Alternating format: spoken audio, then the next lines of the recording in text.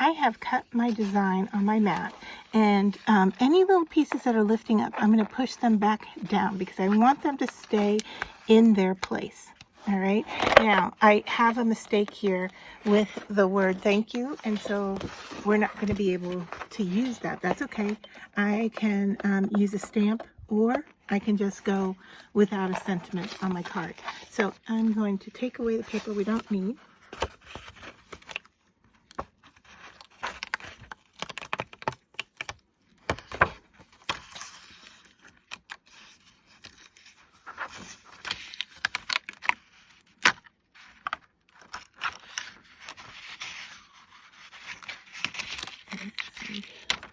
Going to tear that piece off.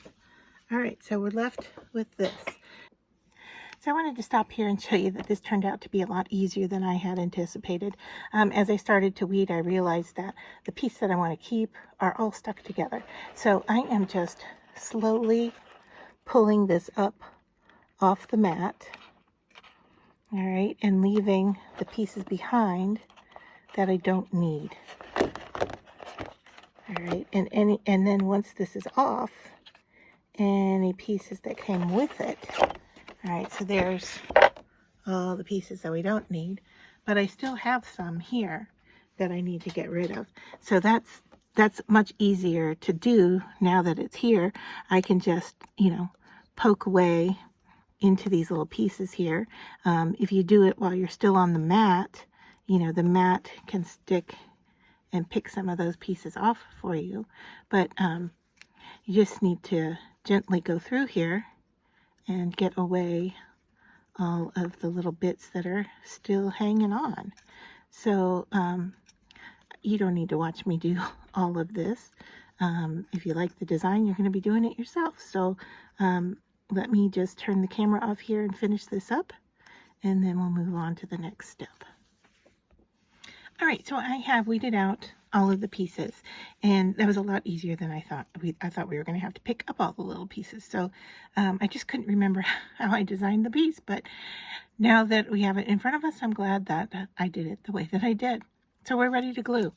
I'm going to turn it over. I have it on my silicone mat here, and I am just going to add some adhesive in the areas that I can, in these big areas, and then once it's on the card, we can slide some glue underneath the thinner pieces as needed. All right, the other thing we can do is use a sponge to apply some glue here, or you could use a silicone brush to kind of swipe some glue around. So let me see how well that's going to work. If I can, I know it's right here in front of me. There we go. All right, so I've got the silicone brush from Dollar Tree, and it's from the makeup aisle. So I am just gonna kind of spread this around. It's a lot less messy than trying to do it with your fingers. I really don't like the feel of tacky glue on your fingers. The only thing we have to worry about is make sure we don't get any on the front side. Okay, so that is done. And I'm going to bring my cardstock in and take my tweezers and flip this over. All right, so our sentiment was going to go up here in this top corner. So what I'm going to do here is line up the cut on this edge here and this top edge here. All right, because I know that this piece is just a smidge bigger than my 4x6 card. All right, and now I'm going to take a dry baby wipe. I just save them, and just kind of pat down the top, and that will pick up some of that extra glue that's on there.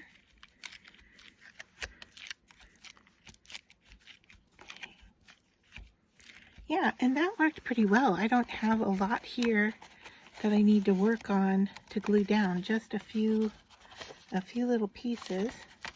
Looks like I got off kilter just a little bit here. All right, so let me, I'm going to clean this up first before I move on, just because I'm running out of space here. So a little bit of water, my dry baby wipe, and maybe as good as new.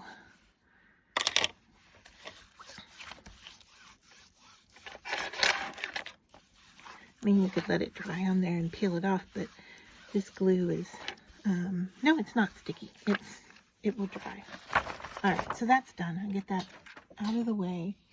And then I'm just going to grab a scrap piece here and put some glue on it. You've probably seen me do this before. You've seen other people do this. I learned how to do this from Dreaming Tree, so I don't know who else does this technique of sliding it under here to get the glue where it's needed on some of these small pieces, but that's where I learned. If you learned from somebody else, let me know in the comments below how you learned to do this technique. I probably should have my baby wipe in this hand to help push that down.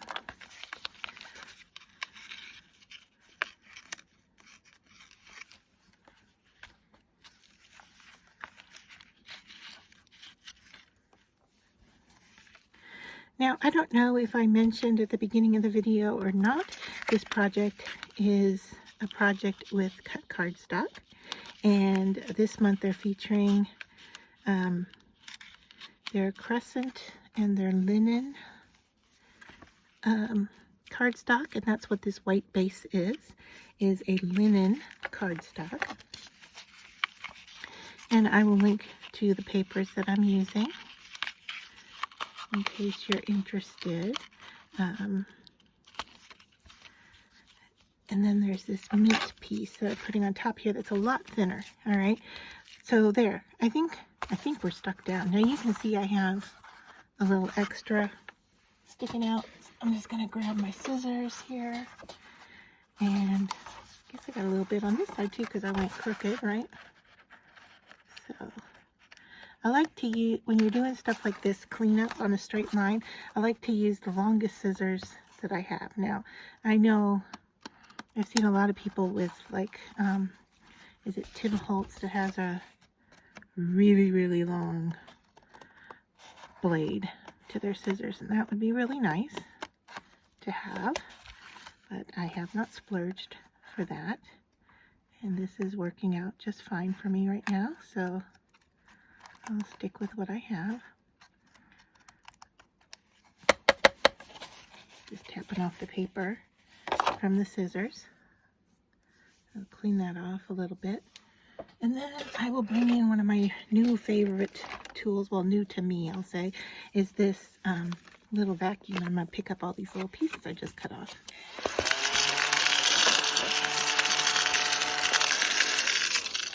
So just that easy.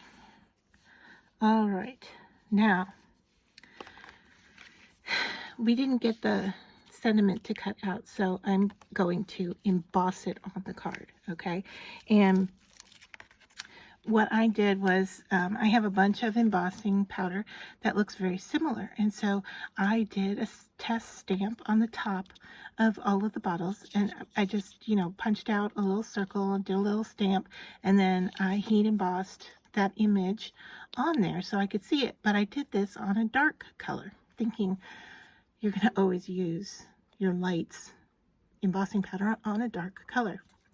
That's not the case here. I really like the look of this, I think, but I wasn't sure which one I wanted to use, and I have like 3 or 4 that I've, you know, that are very similar. They look very, very similar in the jar, but they do turn out with a different result. So I tested the 2 I was thinking about using, and this one is called Bridal, and I don't know if you're going to get it in this video, but it's like a satiny. It does really remind me of a wedding invitation. It is like satin, and so that's what we're going to use. And I am just going to stamp that right up in here. So let me, since we're going to be embossing, let me pounce first. Try to protect the green from getting hung up with the embossing powder. And then I'm going to use Versamark. Now my Versamark has some black ink on it, and it didn't show, and maybe it does tone it a little bit, I don't know, but I don't mind it.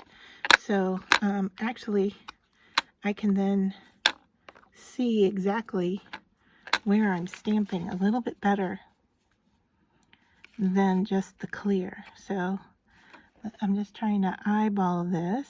Sorry for the shadows. My lights here are giving us quite a bit of action tonight. All right, I'm gonna go for it.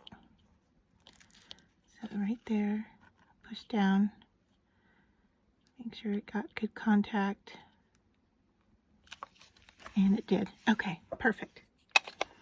All right, I'm bringing my silicone mat back in just to protect my space, cover up my ink so I don't get any embossing powder on there. And I'm going to emboss this kind of upside down, hopefully not getting it in the green paper and glue.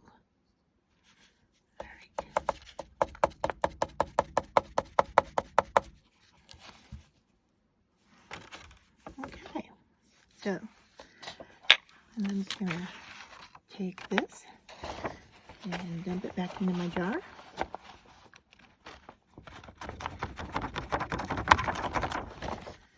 And I still have some residue here on my mat, and so I am going to once again use my vacuum.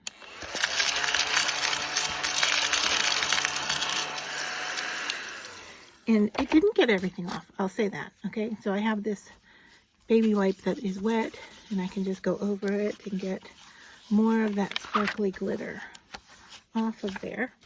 Everything you could do would be to mark one side or the other and say, you know, this side I'm going to use with my embossing powders, and this other side is the side I'm going to use with glue. So that would be an option as well, or to have more than one, I guess.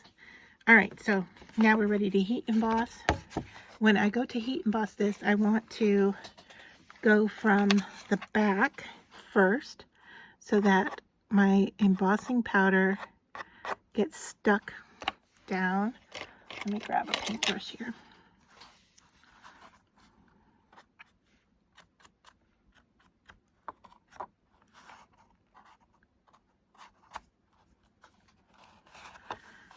All right, I was just seeing a few little sparkles and I wanted to clean those up. So that's easy enough to do with a paintbrush. The powder helped a lot, powdering the surface first, but yeah, so, all right, so what I said was we're going to heat emboss from the back first, just so it bonds with the paper, and then bring it to the front to finish it off.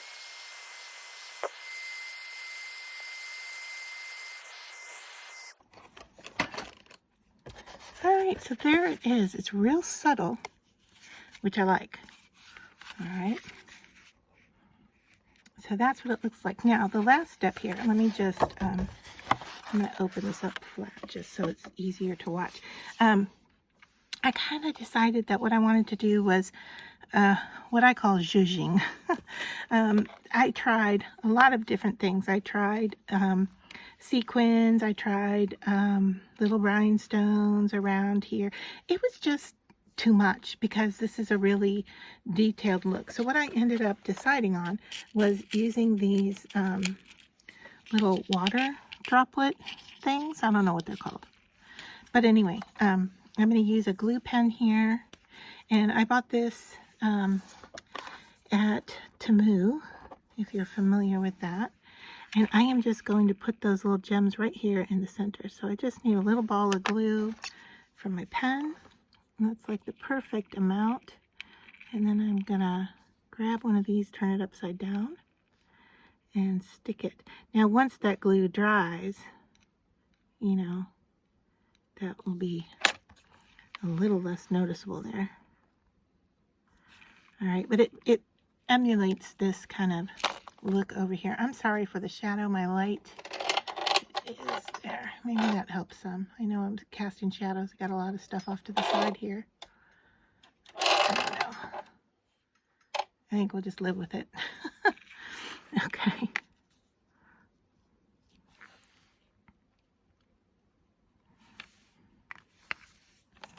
I like it that there's 3 of these flower type shapes. So odd numbers are always nice. You don't tend to count them as much as even numbers. That's why we design with odd numbers, if you didn't know.